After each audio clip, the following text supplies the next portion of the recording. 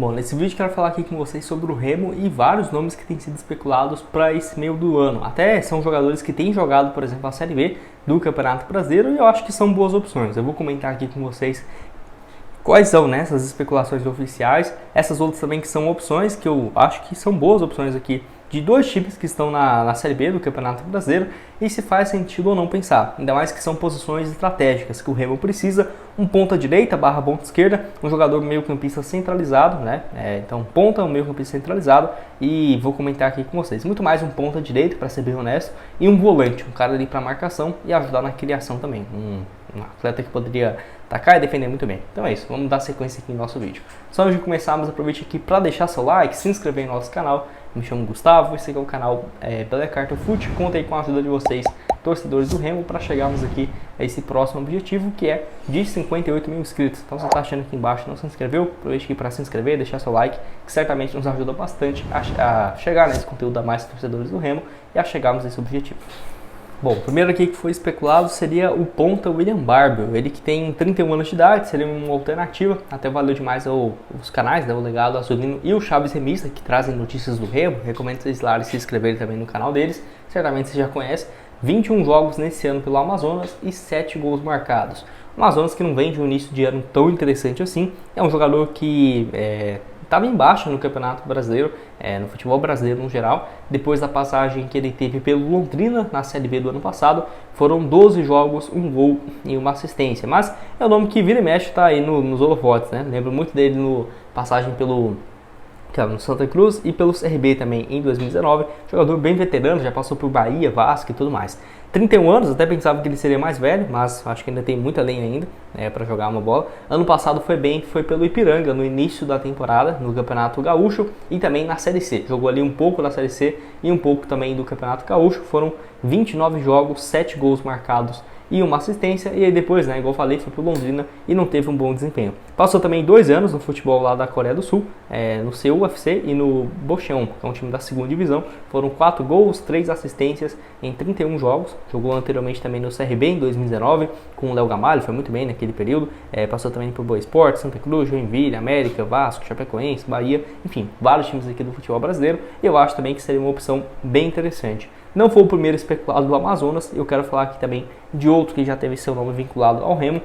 William Barbel, muito boa opção, mas tem que ver justamente nesse ponto de vista financeiro. Jogador que tem sido titular, está na Série B do Brasileirão, todo mundo sabe que o Amazonas tem uma folha salarial alta, né? O Remo, na minha opinião, é o melhor time, não diria que o melhor, mas assim, um top 3 ali de condição financeira na Série C, só que isso não tem refletido em campo. Até consegue algumas contratações interessantes, nem acho que os treinadores são ruins, né, que passou no Remo nesses últimos tempos, mas não tem conseguido jogar. E aí o ponto de vista financeiro acaba que não consegue, né, sobressair em cima de alguns outros adversários que até tem bons jogadores, mas nem se compara, né, com a questão financeira. É só ver o faturamento de cada uma das equipes nos últimos anos, por exemplo. Antes de dar sequência, tem um recado aqui também para vocês da Betfair, nesse próximo jogo do Brasil, né, Brasil e México, amistoso aqui no próximo sábado, dia 8 de junho, que vamos lá então ver essas cotações, ó. Para esse jogo, ó, uma vitória do Brasil pagando 1,80 a cada real apostado, ótima cotação. Vamos colocar aqui, por exemplo, R$100. Caso o Brasil vencer, voltaria 180, né, R$80 de lucro, boa cotação. 200, por exemplo, voltaria 360 nesse duelo do Brasil. Tem também outros amistosos, né, interessantes, por exemplo, vamos ver aqui, ó, jogo mais tranquilo, né, Escócia e Finlândia, por exemplo, ou um time que é mais conhecido, Holanda e Canadá, vitória da Holanda pagando 1,34. E também, ó, Espanha e Andorra, mais uma cotação bem menor. França e Luxemburgo também, né, cotação bem baixa, são bem favoritos. Bélgica e Montenegro também aqui para você começar a apostar. Tem os 2 jogos do Brasil para você começar então. Primeiro aqui nesse dia 8, Argentina e Equador também, Argentina bem favorita, Itália e Bósnia. Então são boas opções, até dependendo para você colocar, né. Acho que a França vai vencer, o Canadá, a Argentina vencendo o Equador, o Brasil vencendo o México. Tem também aqui, por exemplo, ó, outro jogo fácil, né, Bélgica e Luxemburgo. E aí você colocar também o outro time aqui, ó, esse aqui da Eslovênia, ficaria uma cotação de 3,21, com times mais favoritos, né, a vencer esse jogo. R$100, por exemplo, voltaria 320. Lembrando que pelo meu link aqui na Betfair, você depositando R$65, você dobra o seu valor, né? De 65 viraria 130, né, para esse duelo. Então, para você começar, apostar também nos jogos da Série B, do Campeonato Brasileiro, ou por exemplo da Série A, Série C, tem todos os dias os jogos e as cotações. Por exemplo, na Série B, ó, nos jogos de amanhã, tem aqui, ó, Mirassol e Guarani, Paysandu e América, tem também Santos e Botafogo, Operário e Amazonas. Então, para você começar, o link está aqui embaixo para vocês. Outro aqui também do Amazonas, esse que teve sim uma especulação e uma procura, né? Foi o Guilherme Mantuan. Eu trouxe aqui um vídeo dele para vocês no canal, 26 anos de idade, situação dele bem diferente do William Barber, por exemplo, no Amazonas, é porque ele tem sido reserva.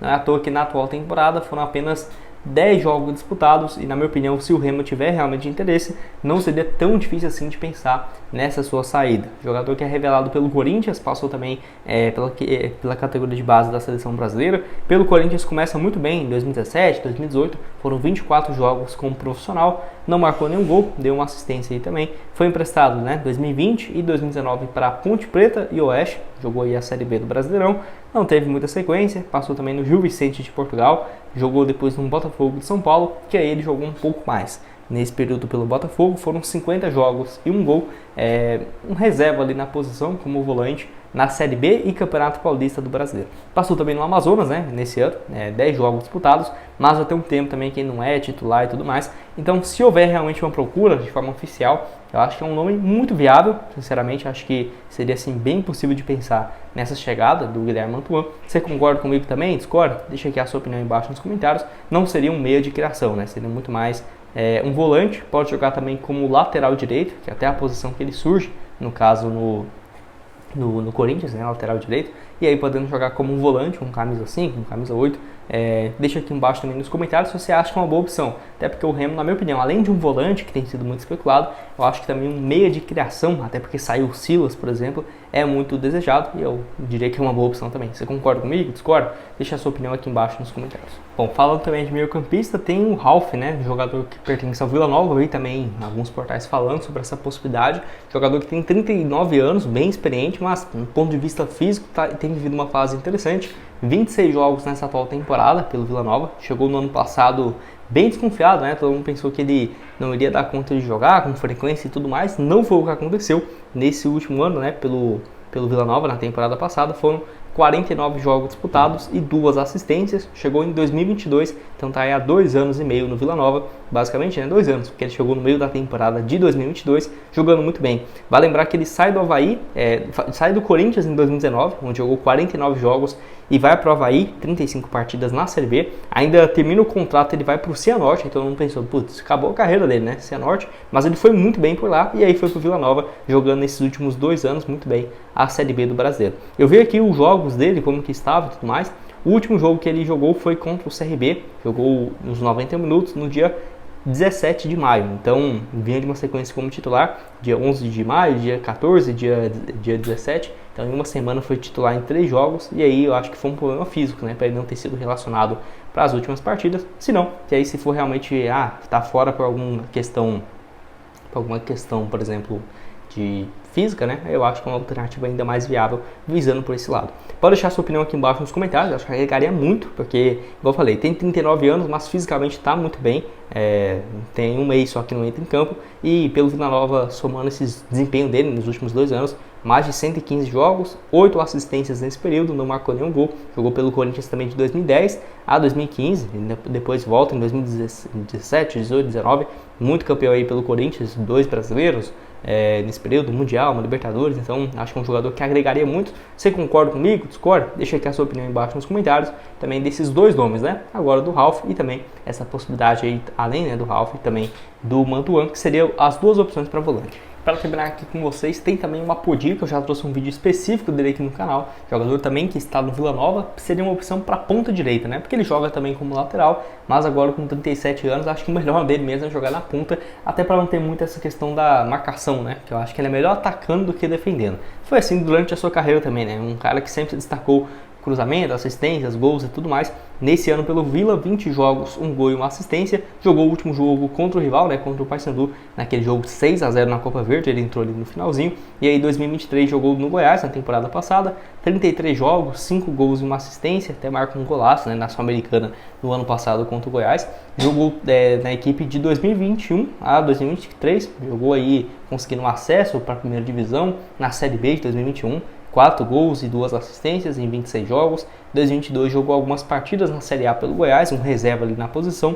E ano passado também, mesma forma, um reserva na Série A do Brasileirão e alguns jogos na Sul-Americana ele era o titular como opção muito mais como criação de ponta direita do que propriamente um lateral direito, e foi justamente sobre isso que ele começou jogando no Vila Nova, né? Muito mais uma opção no ataque do que na defesa. Pode deixar sua opinião aqui embaixo também nos comentários, concorda comigo, discorda?